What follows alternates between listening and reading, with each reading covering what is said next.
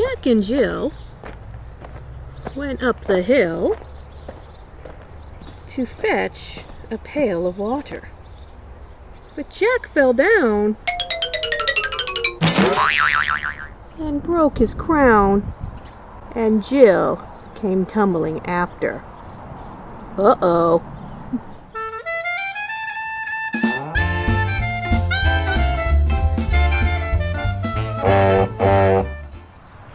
Hi everyone, welcome to Engineering Mother Goose. My name is Darcy and I'm from the Danbury Public Library. And today we have a little bit of a problem. Our goose friend here has said that she's heard that Jack and Jill have had a little bit of an accident trying to get water from their well. That's not good. And she wants to know if we can be engineers and find a way for them to safely get the water down so this doesn't happen again. So, is that right? That's right. Okay, so I'm going to put her down here. She can sit. And we're going to look at this diagram. So the thing is, we want to be engineers, right? Do we know what engineers do? Engineers are people who solve problems. So people come to an engineer with an issue, like they want to figure out how to best design roads so traffic doesn't get terribly backed up, or maybe they want to design a car, or maybe they want to figure out a computer program. Engineers do all of this. They're given a problem, and an engineer dissects the problem, finds out where things have gone wrong, and then comes up with a solution, and then they test their solution.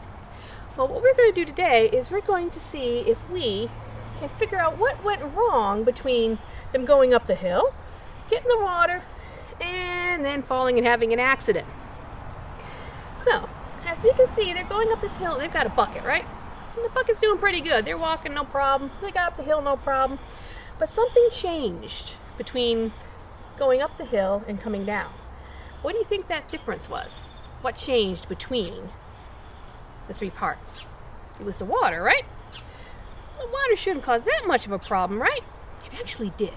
And to show that, we're going to grab a bucket and we're going to fill it up with water and we're going to see how much weight changes when we add water to that bucket. Okay, so you want to follow me? So I have here a nice big bucket. It's pretty large. And it actually weighs very little. I can hold it no problem. I'm walking just fine and swinging it around. It's not doing anything to me because it doesn't weigh very much. So to see how much it weighs, we're going to use this nifty device I have in my pocket, which is a luggage measure. I'm going to turn it on and make sure that it's set for pounds, which it is. And I'm going to attach it to the bucket and lift the bucket up. So now we can see this bucket weighs not quite 2 pounds, about 1 pound, 7 ounces. It's really light, right? No problem. That's all going to change when we add water to this bucket.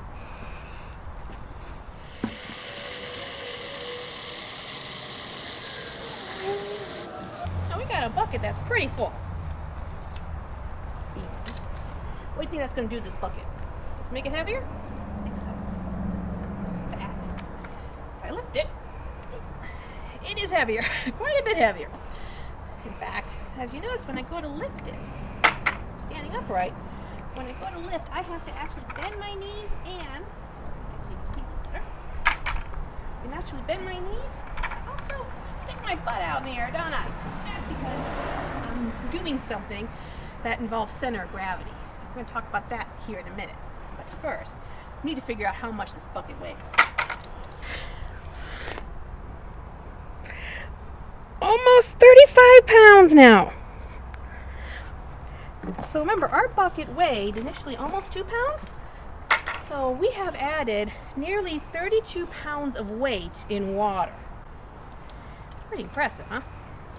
It really changed the weight of that bucket. It's also going to change how I interact with the bucket. So I bend my knees, put my butt out a bit to lift it. I can't walk as well as I was before. It's a little awkward. There's a lot of pull on my arm. There's a lot of weight here. And it's also kind of shifting how my body moves, especially if I move forward. See, I'm kind of hunching over a little bit, aren't I? Yeah. That's because of something called center of gravity. So when we're standing upright, we're designed to stand on our feet like this. Everything's good. My center of gravity is straight down my body. And in fact, it's sitting right around here, right around my belly button. And if you're standing upright, that's where yours is going to sit too, right around your belly button. If we raise our arms over our head, well, we've sort of changed our center of gravity a bit. Instead of sitting here, it starts to move more up here.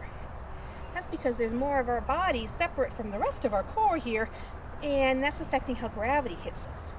If I lean this way, whoop, center of gravity's still kind of in this area, but it's not touching me anymore. It's actually sitting right around here, outside of our body. Kind of cool, huh? It's important to know where our center of gravity is, because that's what helps us keep our balance. So if we're standing on one foot, I'm wavering a little bit as I go out and out and out. I have to adjust my whole body to make sure I don't tip over, because I need to keep my center of balance so I don't fall down. Well, when we add 35 pounds of weight to our body, we throw our whole center of balance off. It's not sitting here anymore. It's actually sitting closer to here and a little bit out. Not too much of a problem when you're walking on a flat surface, but if you start walking on an incline, going down, which is what Jack was doing, holding this heavy bucket, oh, well, that's going to start pulling you even further out and further out and further out. Next thing you know, whoop, you start to tumble down. So the reason why Jack fell down that hill like he did, because he was holding a very heavy bucket, and it threw off his center of gravity. So let's go back to our diagram. So we've discovered that an empty bucket weighs around, whoops, right here, weighs around 1.7 pounds, I believe it was. So nearly 2 pounds. Once he filled it full of water, that pounds, and the water included, was around 35.5 pounds. That's a big difference. And as I said, as you start going downwards, not only is that bucket throwing off your center of gravity, right around here, you're also now going in a steep incline, which means your body naturally has to go slightly differently. Your footing might be a little bit more tricky, and now we add that extra weight, our center of gravity is going out further and further. Because everything we do, gravity is pushing down on this. It's an amazing force. It's why when we jump up in the air, we automatically come right back down on the ground. That's gravity. And the heavy, where all the weight is, most of your weight is carried, is where your center of gravity is going to be. So if you're holding the bucket out here, and here's your head, your center of gravity is here, and you're going to tip. So we found out what the problem was that caused them to fall down. So now we need to come up with a solution. Well, I can give you solutions, but the whole thing is you guys get to be engineers. So if I give you the solution, well, you're not having the fun of being an engineer, right? Exactly.